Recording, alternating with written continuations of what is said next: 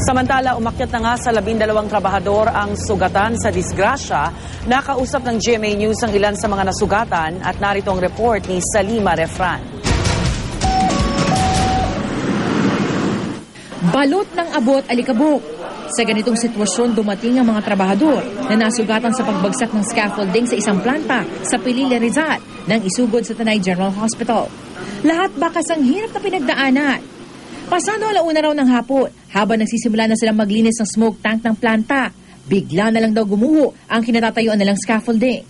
Ayon sa isa sa mga nasugatan, nasa 15 hanggang 20 sila na nakasampa sa scaffolding na may 36 na layers at may taas na 76 meters.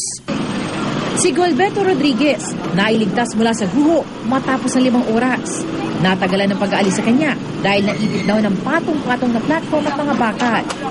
Si Benedicto Batain, nadala sa ospital matapos ang 7 oras. Ang kanyang pamilya, nakahinga na maluwag sa pagkakaligtas sa kanya. Nanalangin na lang po ako na ligtas po siya. Si Dennis Villena, balot ng sugat ang buong katawan. Ang katabing poste ang nagligtas sa kanya habang nasa tuktok ng scaffolding. Nakakapit na ako sa tobo, nakayapos na lang kami. Si Jonathan Arevalo naman, himalang galos lang ang tinamo kahit nasa gitna sila mataas sa scaffolding. Marami pa raw silang mga kasamahan ang nasa ilalim ng guho. Nakapesto sa ilalim sa pinakaposte. May nagagawa. Lahat ng galing sa taas bumagsak sa baba. Kaya natabunan sila ng mga scaffoldings kan. Si Dennis Valdez, maswerteng na rescue agad at kamay lang na ipit. Nagpapasalamat po ako at kahit yung nangyari aksidente ay buhay pa rin.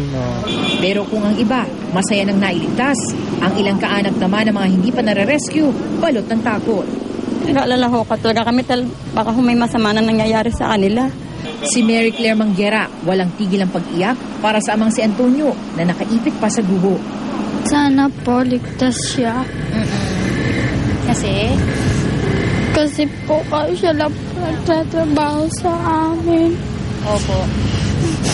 Ano bang gusto mo sabihin kay Papa? Gano'n mo siya kamahal? Mahal po.